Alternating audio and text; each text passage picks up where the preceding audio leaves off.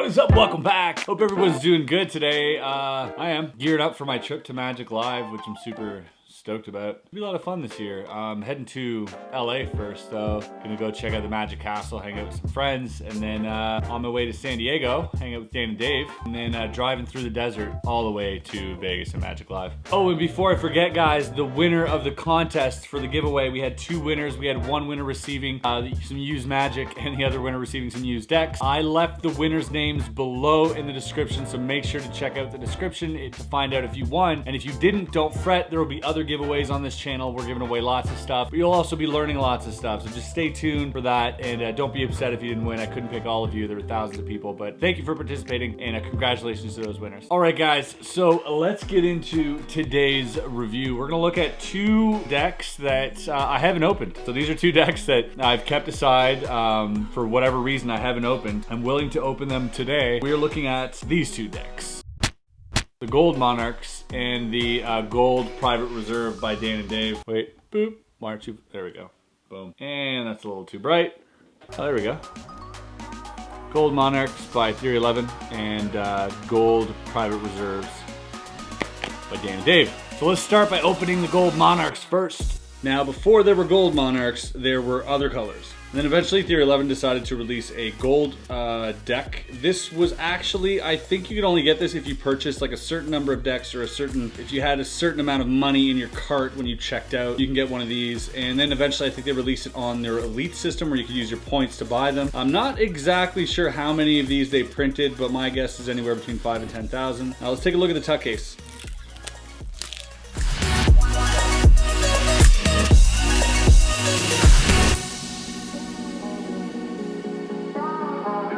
Quality and attention to the minute details. I don't know if you guys can see that. Let me shed some light on here. So the really subtle details on that tuck case. There's no bleeding of the foil. Everything is very small and subtle. Like, look how small that print is. I can't even get in there to show you. Like, that is tiny. And there's no smudging or bleeding over the edges. Let's get as close as we can here.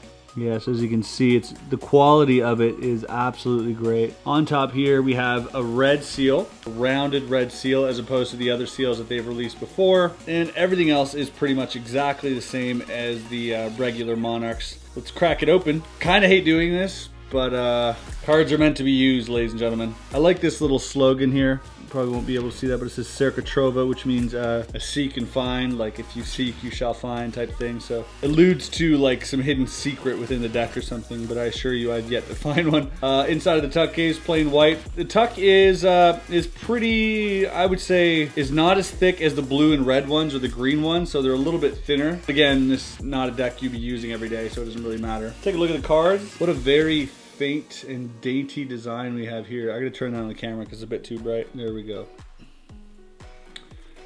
Weird. The design on these, I would say, I'm gonna go on a limb and say it is gold metallic, but it's so thin that you barely see the gold. Now I know that they released a deck of cards which was gold foil on the back. I don't have those. I have these actually, so I wanted to check these out because I've seen the other ones around and I've played with some gold foil cards, but these are supposed to be like the limited white edition basically. All right, so the back design looks good. They feel pretty much identical to the other Monarchs, which is pretty good. You got a bit of a thick stock here, so they should last you a long time. And everything is pretty much the same as the Monarch, so no surprise here. We're looking at exactly the same. We have some gold metallic ink. Now, gold metallic ink is, let me turn this light back up, is more expensive when you print this, so they did go a little bit, you know, further than they could have. Nothing crazy though, to be honest. You get an ad card, which I always hate. I hate ad cards. I think use this card, give us a blank card or something, not a stupid ad card, thank you. We know it's from Theory 11, that's where I bought it from. They gave a double backer though, so that's cool. I like the double backer. And identical jokers, which is always a bonus. I love myself some identical jokers. You get a free duplicate within the deck, which is really cool. But that's about it. So let's take them out for a little bit of a test drive and see how they handle straight out of the box.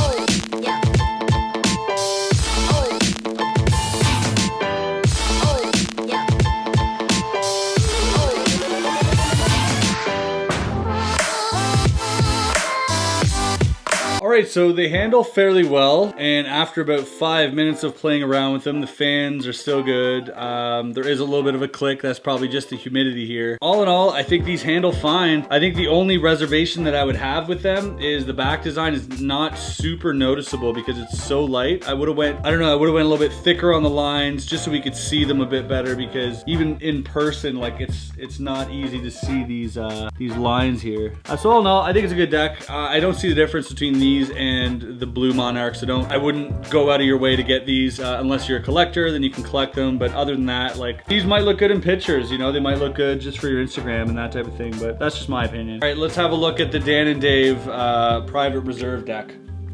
All right, so this deck here, also the Dan and Dave, you know, they released a lot of playing cards with the D&D symbols in the Smoke and Mirrors pack, such as these ones. What makes this a little bit more interesting is, first of all, the tuck design is incredible. Now, if I'm not mistaken, they hand placed the cards into the boxes because I think they order the boxes separately, and at their warehouse, wrapped up the cards within the gold foil that you're about to see. Well, let's just get into it. Let's just open these. So here, kind of looks like a little cigarette box from the olden times. You got those little, beautiful little lines across there. This looks really cool all around with those little lines, and on the bottom here you see, or sorry, not on the top, but on the back, Private Reserve, which is cool. See, just adding that little Private Reserve adds a little something to it. Let's go ahead and pop this open. Ooh, that's cool. Basically ripping this back here opens it up really nicely. And then on the inside, ooh, look how beautiful this is. Now that, ladies and gentlemen, is how you make a limited release. Like, just opening this feels so good. It literally looks like a candy bar in there. Like, I want to eat it. All right, what do we got here? We go, oh, this is cool. See, this is going above and beyond. For me, if you're gonna produce like a rare, one-of-a-kind deck and like hype it up, these guys know what's up. Check this out. Private Reserve number 414 of 2500, inspected by. You have a little certificate of authenticity that this is only 414 of 2500 to ever be produced. Now, that's a cool little guarantee and a keepsake to keep along with this. The deck still is sealed, so I could just go ahead and open that and keep that on a shelf somewhere, right? And it'd still be pretty much untampered with, other than the tuck case, which is cool for collectors. But for people like me, I want to use these cards. So let's check these cards out right now. So in here, ooh, look at that. Look at this gold little nugget. This is beautiful. So they individually wrap these up. Look at that. Oh, I almost don't want to open it. All right, let's open it. Oh, I'm just gonna rip this open. Here we go. Just like a candy bar. Oh my God, look at that. See, this makes the unboxing experience so much better. They're not adding anything crazy. That's just a lot of sort of added value on the customer's behalf, where we get to have this experience opening this up. This is just so beautiful. Then you get the back design here. Oh, okay. All right, so we got two sets of jokers. We got the D&D and D&D right here. So that's like one set of joker. Instead of ad cards, they put in like two sets of jokers. So I'll leave these aside. Over here, we have another two sets of jokers, and I really like these smoke and mirror jokers here. These are really cool. Again, with the gold metallic ink. The Smoke and Mirrors Ace, which is always a classic. And then here, the only thing is, you're gonna get a little bit of a different color on the court cards. Even gold, they're just kind of like bronzish, which is kind of cool. It will make it hard to tell the color apart if you're in the dark. Probably not the best cards to play with, but just for casual strolling or performance, or even just a deck to have on you with your friends and stuff, like this looks super, super sick. Here's the big difference, is the crushed stock. Probably going to be able to see that. This one is clearly thinner. If you're a magician or a card handler, you'll feel that right away. The weight difference and the size difference is crazy, crazy. So these are already sort of crushed, broken in, and these aren't. I don't mind them not being crushed or broken in. They're good for cardistry, but these here just, they feel like buttery smooth right out of the box.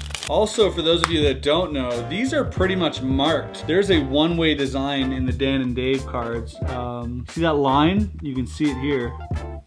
So basically what that means is that you got cards with that line, but if I take a single card and turn it around, now that line is on the other side of the card. So when spread out, I can tell you which card you chose just by placing it in backwards or turning around the deck when they place it back in, which is a cool little feature. Now, I don't know if they did that on purpose or not, but I'm gonna ask them because I'm seeing them this weekend, see if they did that on purpose or if that was like just an error that they went with and kept. All right, let's take these out for a spin.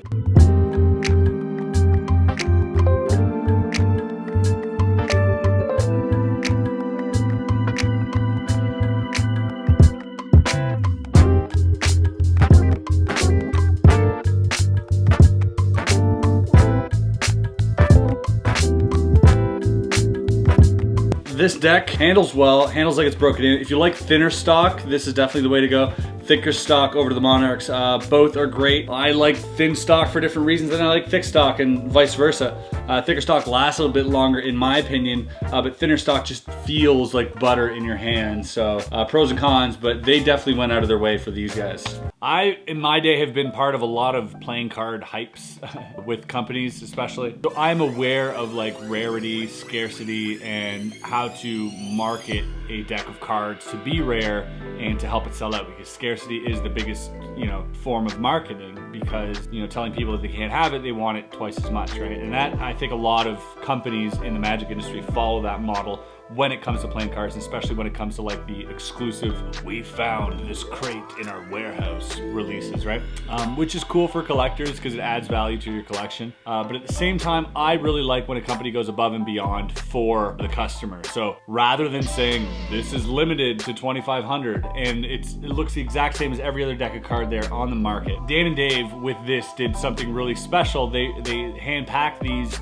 They added the gold foil on the inside, the extra card you get as a little bit of a certificate of authenticity and rarity. And those are things that you don't often see playing card designers do. We just do the red edition, the blue edition, oh, then we got the rare purple edition or whatever it is, right? And that wasn't a jab at anybody, I just took a random color. I just think if you're going to market something as rare and scarce, I would say go above and beyond, add an extra $1 or $2 to the tuck case when printing them, because you are going to sell them for like 50, 60 bucks.